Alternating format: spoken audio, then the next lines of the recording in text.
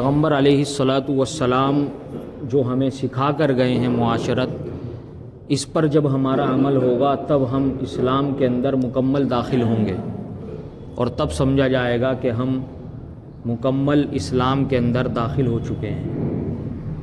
ایک آدمی صرف عبادات کرتا ہے لیکن اسے کھانے کی تمیز نہیں، سنت طریقہ کیا ہے، تو وہ مکمل مسلمان نہیں ہے۔ آج اسی تعلق سے کچھ باتیں بتانی ہیں کہ رسول اللہ صلی اللہ علیہ وسلم نے کھانے پینے کے کیا آداب سکھائے ہیں اور رسول اللہ صلی اللہ علیہ وسلم کے کیا طریقے تھے۔ ایک روایت ہے، حضرت عمر بن ابو سلمہ رضی اللہ تعالیٰ عنہ ایک صحابی تھے، تو رسول اللہ صلی اللہ علیہ وسلم بیٹھے ہوئے تھے، دسترخوان لگا ہوا تھا، تو وہ کھانے کے وقت ادھر ادھر، بڑی تشتری میں کھانا تھا، ادھر ادھر ہاتھ مارنے لگے، تو آپ علیہ الصلاۃ والسلام نے ان کا ہاتھ روک لیا اور ان کو کھانے کے 3 ادب سکھائے۔ کھانے کے 3 ادب سکھائے۔ پہلا ادب یہ سکھایا، یا غلام کل بیمینک وسم اللہ۔ پہلا ادب سکھایا کہ جب بھی کھانا شروع کرو بسم اللہ پڑھ کر کھانا شروع کرو، بسم اللہ الرحمن الرحیم پڑھ کر کھانا شروع کرو، یہ پہلا ادب ہے۔ تو کھانے کا سب سے پہلا ادب اور سب سے پہلی سنت ہے بسم اللہ الرحمن الرحیم پڑھ کر کھانا کھانا۔ یہ اتنی عظیم سنت ہے کہ حضرت عائشہ کہتی ہیں کہ رسول اللہ صلی اللہ علیہ وسلم اس سلسلے میں ہمیں تعلیم دیتے تھے اور بار بار فرماتے تھے اور یہ کہا کرتے تھے کہ اگر شروع میں کوئی بسم اللہ کھانا بھول جائے، پڑھنا بھول جائے کھانے کے شروع میں، تو بسم اللہ اولہ و آخرہ پڑھ لے۔ بسم اللہ اولہ و آخرہ، یعنی بسم اللہ شروع میں بھی اور آخر میں بھی پڑھتا ہوں۔ یہ آپ علیہ الصلاۃ والسلام اس قدر تاکید فرماتے تھے۔ دراصل ہوتا یہ ہے، ایک حدیث میں آپ نے فرمایا کہ جب آدمی گھر میں داخل ہوتا ہے اور بسم اللہ پڑھ کر داخل نہیں ہوتا تو شیطان اپنے چیلوں کو اور ساتھیوں کو کہتا ہے، جناتوں کو، کہ بھائی آج تمہارے یہاں رکنے کا انتظام ہو گیا۔ گھر میں بھی جب آدمی داخل ہو تو بسم اللہ پڑھ کر داخل ہو، شیطان اور جنات پیچھے رہ جاتے ہیں۔ تو جب آدمی گھر میں انٹر ہوا اور بغیر بسم اللہ کے داخل ہوا تو شیطان کہتا ہے کہ آج رکنے کا انتظام ہو گیا، آج یہی رکیں گے، اور پھر کھانا لگایا جاتا ہے اور بغیر ہاتھ دھوئے اور بغیر بسم اللہ پڑھے ہوا آدمی کھا لیتا ہے، تو شیطان یہ کہتا ہے کہ کھانے پینے کا بھی انتظام ہو گیا، لہذا آج ہمارا رکنے کا بھی یہی انتظام ہے اور کھانے کا بھی یہی انتظام ہے۔ چنانچہ شیطان کھانے میں شریک ہو جاتا ہے۔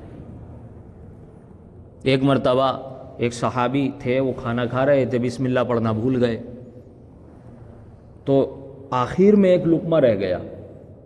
جب انہوں نے وہ لقمہ بسم اللہ یاد آ گئی اور انہوں نے بسم اللہ اولہ و آخرہ پڑھا اور اس کے بعد وہ کھانا کھایا، تو رسول اللہ صلی اللہ علیہ وسلم نے مسکرایا اور فرمایا کہ شیطان اس کے ساتھ کھانا کھا رہا تھا، لیکن جب اس میں بسم اللہ پڑھی تو شیطان نے سارا کھانا اگل دیا، طے کر دی، اور شیطان کھانا چھوڑ کر بھاگ گیا۔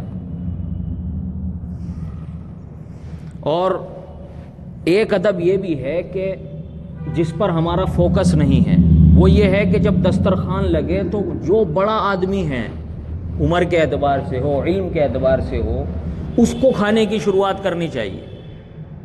دسترخوان لگ گیا، اب ہوتا ہے کہ آپ شروع کیجئے، آپ شروع کیجئے، لیکن اسلام یہ کہتا ہے کہ جو بڑا ہے، بزرگ ہے، اس سے شروعات کراؤ۔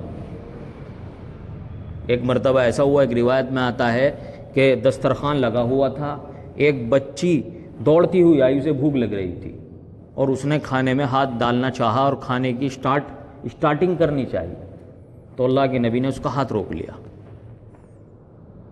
اور کہا کہ میں نے یہ ہاتھ شیطان کا ہاتھ پکڑا ہے، یعنی شیطان نے اس کو آمادہ کیا کہ کھانے کی ابتدا چھوٹے سے کی جائے۔ ہمارے یہاں یہ پتہ ہی نہیں ہے، تو کھانے سب بہتر یہ ہے کہ سب ایک ساتھ بیٹھ کر کھانا کھائیں اور کھانے میں جو گھر کے بڑے ہوں وہ کھانے کی اسٹارٹنگ کریں، کھانا لینا ہو، کھانا ہو، یہ رسول اللہ صلی اللہ علیہ وسلم نے ہمیں ادب سکھایا ہے۔ اچھا، اس سلسلے میں ایک چیز یہ بھی ہے کہ بچوں کی بھی، جو بچے والے ہیں ان کو نگہداشت کرنی چاہیے، بچوں کا دھیان رکھنا چاہیے۔ اب ایسا ہوتا ہے کہ اب ماحول ایسا بن گیا کہ کھانے کے وقت بھی ہمارے ہاتھوں میں موبائل ہے، بچے کیسے کھا رہے ہیں اس کی تربیت نہیں ہے۔ سب سے بہتر تو یہ ہے کہ سب گھر والے ایک دسترخوان بچھائیں اور اس میں کھائیں، پھر بچوں کو سکھائیں کہ بچہ بائیں ہاتھ سے تو نہیں کھا رہا، دائیں ہاتھ سے کھا رہا ہے نہیں، اس کو بسم اللہ پڑھنا سکھائیں، اس کو بتائیں کہ بیٹے کھانے سے پہلے بسم اللہ پڑھی جاتی ہے، یہ ادب ہے اور اس کی نگہداشت کرنی چاہیے۔ اور بسم اللہ پڑھنا اس لیے ضروری ہے کہ دیکھو یہ ایک، اس کو اصل میں رسول اللہ صلی اللہ علیہ وسلم عبادت بنانا چاہتے ہیں، ہے تو یہ کھانا، لیکن یہ کھانا عبادت بن جائے گا، ثواب بن جائے گا۔ کیا کرنا پڑے گا؟ آدمی ذرا سا غور و فکر کرے، یہ سوچے کہ یہ جو کھانا ہمارے پاس آیا ہے یہ کیسے آیا۔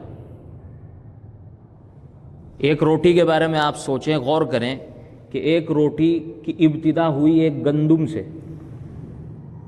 کسان نے گھنٹوں تک زمین کو جوتا اور اس کے اندر گیہوں ڈالا، پھر گیہوں کا دانہ پھوٹا اور اس میں سے کوپل نکلی، اور وہ اتنی معصوم کلی تھی کہ اگر اسے کوئی رون دیتا تو ختم ہو جاتی، پھر وہ بڑھتی رہی، اور پھر اس کے اوپر سورج کی روشنی پڑی، کھاد ڈلا، بڑھتے بڑھتے بڑھتے وہ پودا تیار ہوا۔ اس کے بعد اسے کاٹا گیا، اس کے بعد اسے مشین میں گہایا گیا، نکالا گیا، پھر وہ مارکیٹ میں آیا، مارکیٹ میں چکی پر گیا، چکی میں آٹا پیسا، آٹا آپ خرید کر لائے، پھر اسے گوندا گیا، پھر اس کی روٹی تیار ہوئی۔ تو ذرا غور کرو، اللہ نے دعوت دی ہے قرآن میں۔ ایک بزرگ تھے حضرت مولانا عبدالحی صاحب دامت برکاتہم العالیہ، وہ یہ کہتے تھے کہ جب آدمی کھانا کھانے بیٹھے تو 6 چیزوں کو ذہن میں لائے، 6 نعمتوں کو اللہ کی ذہن میں لائے۔ پہلی نعمت تو یہ ہے کہ دیکھو اللہ نے ہمیں کھانے کو دے دیا۔ دنیا میں اب بھی بہت سے لوگ ایسے ہیں جن کے پاس کھانا میسر نہیں ہے، کھانا کھانے کو نہیں ہے۔ سب سے پہلے تو یہ سوچو کہ اللہ نے کھانے کی نعمت دی۔ دوسرا یہ ذہن میں لاؤ کہ کھانے کی لذت بھی ہمیں محسوس ہو رہی ہے، کھانے کے بعد جو لذت اور ذائقہ ہے وہ بھی محسوس ہو رہا ہے، یہ بھی اللہ کا ایک شکر ہے۔ تیسری چیز یہ ذہن میں لاؤ کہ کھانا عزت سے مل رہا ہے۔ بہت سے لوگوں کو غلام اور جیل میں آپ دیکھو قیدیوں کو کیسے کتوں کی طرح کھانا دیا جاتا ہے، عزت سے کھانا ملا۔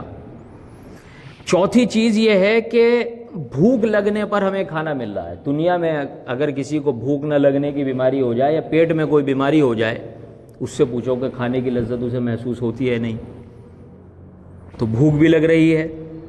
اور 5ویں چیز ہے کہ کھانے کے وقت کوئی ٹینشن نہیں، عافیت نہیں۔ آپ دیکھو بہت سے گھروں میں وفات ہو جاتی ہے، ان کو کیسے کھانا دیا جاتا ہے، بھئی جلدی سے کھا لو، پھر جنازے میں بھی جانا ہے، یا کسی کو کوئی بیمار پڑا ہے اسپتال میں، وہ کیسے کھانا کھا رہا ہے۔ اور چھٹی چیز یہ ہے کہ گھر والوں کے ساتھ آپ بیٹھ کر کھا رہے ہیں۔ تو یہ 6 چیزیں کھانے کے وقت ذہن میں حاضر کر لو، تھوڑی دیر رک جاؤ، کھانا لگا اور یہ سوچو کہ اللہ کی نعمت ہے، مجھے بھوک بھی لگ رہی ہے، عزت کے ساتھ اللہ نے کھانا دے دیا اور کھانے کی لذت بھی محسوس ہو رہی ہے، اور گھر والوں کے ساتھ عافیت کے ساتھ بیٹھ کر کھا رہا ہوں اور کوئی ٹینشن نہیں، اور اس کے بعد بسم اللہ پڑھ کے کھاؤ، تو یہ کھانا عبادت بن جائے گا۔ کھانا کیا بن جائے گا؟ عبادت۔ جیسے نماز پڑھنا ثواب ہے، ایسے ہی وہ کھانا عبادت بن جائے گا۔ اور یہی ہم ایک مسلمان اور جانور اور کافر کے درمیان فرق ہے۔ بھئی ایک غیر مسلم بھی کھانا کھاتا ہے، اور مسلمان بھی اگر بغیر بسم اللہ پڑھے اور یہ چیزیں ذہن میں لائے بغیر کھائے، تو ایک مسلمان میں اور اس میں کیا فرق ہے؟ ایک جانور میں کیا فرق ہے؟ مسلمان میں یہی فرق ہے کہ مسلمان کے سامنے کھانا جب لگایا جائے تو وہ یہ سوچے نعمت ہے، اللہ کی بہت بڑی نعمت ہے، اللہ نے مجھے عزت کے ساتھ کھانے کو دیا، سکون کے ساتھ دیا، سکون کی روٹی دی ہے، اس کے بعد بسم اللہ پڑھ کر کھاؤ، پھر جو نعمت اور پھر جو اس کے بعد جو آپ کھانا کھا رہے ہیں وہ عبادت بن گئی۔ لوگ کہتے ہیں نا بھائی سنتوں پر عمل کرو، بڑا آسان ہے۔ جب آپ کھانا کھانے بیٹھیں تو ایک تو ذہن میں لائیں، اسی طریقے سے آپ گھر میں گئے، آپ کا بچہ آیا آپ سے چپٹ رہا ہے، ابو ابو کر رہا ہے، تو آپ رک جاؤ اور تھوڑا سا ذہن میں یہ لاؤ کہ ہمارے نبی صلی اللہ علیہ وسلم بھی بچوں سے محبت فرماتے تھے، تو میں اپنے نبی صلی اللہ علیہ وسلم کی اتباع میں اور آپ کی سنت پر عمل کرنے کی نیت سے ایسا کر رہا ہوں۔ دیکھو بچے کو آپ پیار کریں گے، لیکن وہ پیار کرنا کیا بن گیا؟ عبادت بن گیا۔ دنیا کے ہر کام کو جو دنیا کا ہے آپ اس کام کو دین کا بنا سکتے ہیں۔ کھانے سے پہلے ہاتھ دھو رہے ہیں، ذہن میں یہ حاضر کر لو کہ بھائی اللہ کے نبی بھی دھوتے تھے، ثواب مل گیا۔ بسم اللہ پڑھ لو، اللہ کے نبی پڑھتے تھے۔ اور اس کے بعد کھانا کھانے کے بعد پھر رسول اللہ صلی اللہ علیہ وسلم نے ہمیں دعا سکھائی ہے۔ اچھا، کھانے کی ایک اہم سنت یہ ہے کہ دسترخوان پہلے اٹھایا جائے۔ آپ کھانا کھا رہے ہیں تو اگر ممکن ہو تو گھر میں لیڈیز کو کہا جائے بھائی ہم بیٹھے ہیں، آپ دسترخوان اٹھاؤ پہلے، یہ سنت ہے۔ اب ایسا ہوتا ہے کہ دسترخوان لگا ہوا ہے، لوگ اٹھ کر چلے گئے، یہ بھی جائز ہے، حرام تو ہے نہیں یہ بھی، لیکن ثواب کس میں ہے؟ پہلے دسترخوان اٹھایا جائے۔ اور اس کے بعد رسول اللہ صلی اللہ علیہ وسلم نے ایک دعا سکھائی ہے، وہ دعا چاہے اردو میں آپ پڑھ لیں کہ تمام تعریفیں اس اللہ کے لیے ہیں جس نے ہمیں یہ کھانا عطا کیا بغیر ہماری طاقت اور قوت کے، یعنی یہ سب اللہ کا عطا کردہ ہے۔ تو اللہ کے نبی نے فرمایا کہ انسان کے پچھلے گناہ معاف ہو جاتے ہیں۔ دیکھو کھانا بھی کھایا اور گناہ بھی معاف ہو گئے، کھانا بھی کھایا اور گناہ بھی معاف ہو گئے، تو یہ ذہن میں لایا جائے۔ اور دسترخوان اٹھانے کا بھی ایک ادب ہے۔ حضرت مولانا مفتی شفیع صاحب رحمۃ اللہ علیہ ایک بہت بڑے بزرگ تھے دیوبند میں، حضرت میاں اصغر حسین دیوبندی رحمۃ اللہ علیہ، ان کے پاس گئے، کہ وہ ان کے بزرگ تھے، انہوں نے کہا کہ بھائی کھانا لگا، کھانے کے بعد وہ دسترخوان اٹھانے لگے، اور انہوں نے دسترخوان اٹھانے کے لیے جیسے صفائی کرتے ہیں وہ صفائی کر کے کوڑے میں وہ پنی میں کر کے وہ کوڑے میں ڈال دیا اور دسترخوان صاف کر کے رکھ دیا۔ تو حضرت مولانا میاں اصغر حسین صاحب نے کہا کہ تمہیں تو دسترخوان بھی نہیں اٹھانا آتا؟ کہا کہ حضرت سکھاؤ۔ کہا کہ دسترخوان اٹھانے کا بھی ایک فن ہے۔ حضرت نے کہا کہ دیکھو دسترخوان پر چار چیزیں ہوتی ہیں کوڑے کے اندر، ایک تو بوٹی ہوتی ہے چھوٹی چھوٹی سی، ایک ہڈی ہوتی ہے جس پہ ہلکا سا گوشت لگا ہوا ہوتا ہے، ایک روٹی کا ٹکڑا ہوتا ہے، اور ایک روٹی کے چھوٹے سے ذرات ہوتے ہیں۔ تو حضرت نے کہا کہ وہ جو بوٹی ہے میں اسے الگ کرتا ہوں اور میں ایک جگہ رکھ دیتا ہوں، وہاں ہماری بلی آتی ہے اور اسے کھا لیتی ہے، اور وہ جو ہڈی والا گوشت ہے وہ میں کتوں کو ڈال دیتا ہوں، اور وہ جو روٹی کے چھوٹے ذرات ہیں انہیں میں دیوار پر یا چھت پر رکھ دیتا ہوں، وہاں پرندے کھا لیتے ہیں، اور جو روٹی کے چھوٹے ذرات ہیں انہیں چیٹیوں کو ڈال دیتا ہوں۔ کہا کہ کمال ہے حضرت، کمال ہے کہ دسترخوان اٹھانا بھی ایک فن ہے۔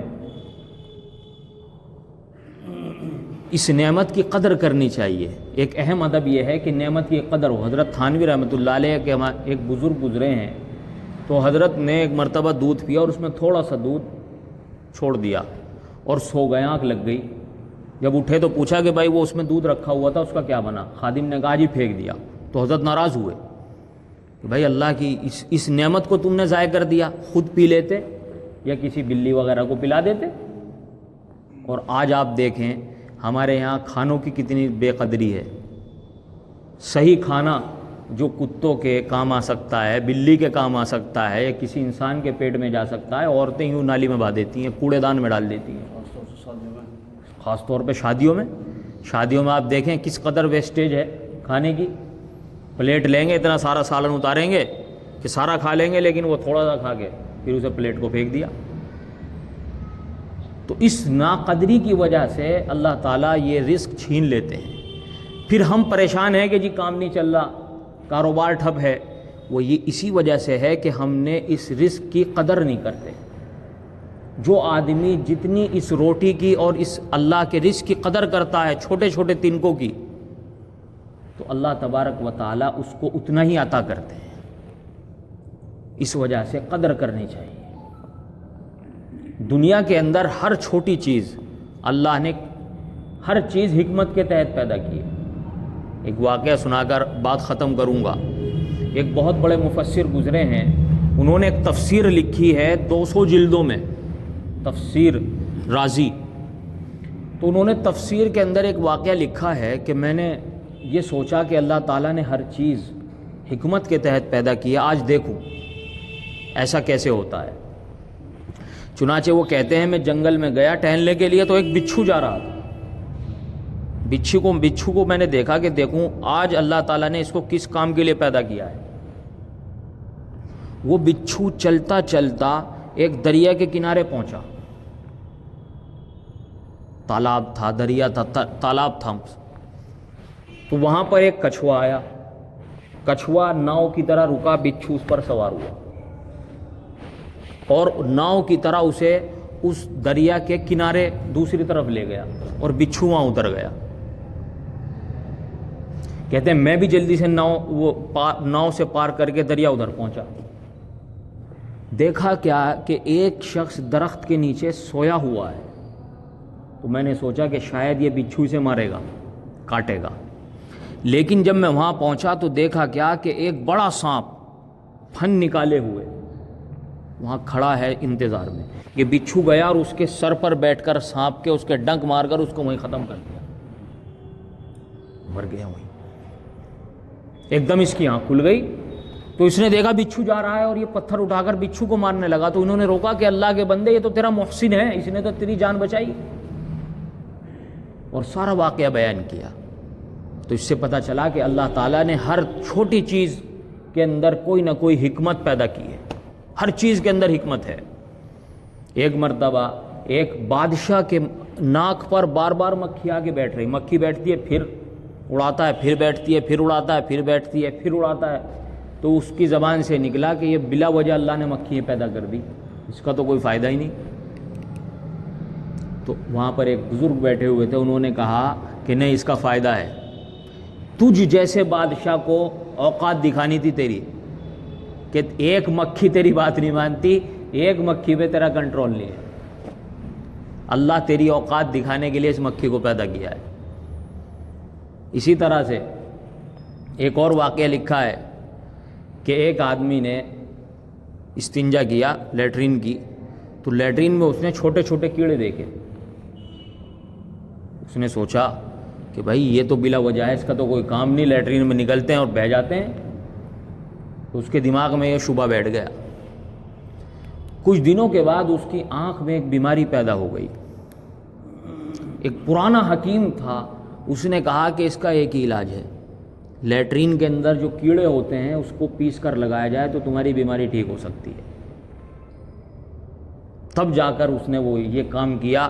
تب اسے عقل آئی کہ اللہ تبارک و تعالیٰ کے کسی کام میں خرابی نہیں ہے. ہر کام کے اندر اللہ کی حکمت ہے، ہر چھوٹی چھوٹی چیز کے اندر حکمت ہے. تو بہرحال آج یہ ہمیں سیکھنے کو ملا کہ کھانے کے بھی آداب ہیں. سب سے پہلے ہم کھانے سے پہلے ہاتھ دھوئیں صابن سے، اچھی طرح سے دھوئیں. اچھی طرح سے دھونے کا حکم ہے. صابن سے دھونے کو اس لیے کہہ رہا ہوں کیونکہ عام طور پر لوگ ویسے دھو لیتے ہیں تو اس سے میل صاف نہیں ہوتا، بلکہ میل اور پھول جاتا ہے اور وہ ہمارے پیٹ میں جاتا ہے. دوسرا ادب یہ ہے کہ صابن سے ہاتھ دھونے کے بعد تولیے سے ہاتھ صاف نہ کریں، کیونکہ تولیے کے جراثیم پھر ہاتھ پر لگ جائیں گے. اور اس کے بعد دسترخوان بچھا کر بسم اللہ پڑھ کر یہ ذہن میں لائیں کہ اللہ تعالیٰ نے عزت کے ساتھ، سکون عافیت کے ساتھ، گھر والوں کے ساتھ کھانے کی توفیق دی. اللہ کا کتنا بڑا کرم ہے. اور جب آپ اس نیت کے ساتھ کھائیں گے تو انشاءاللہ وہ کھانا عبادت بن جائے گا۔ اللہ تعالیٰ اس پر عمل کرنے کی توفیق عطا فرمائے۔ وآخر دعوانا ان الحمد للہ رب العالمین۔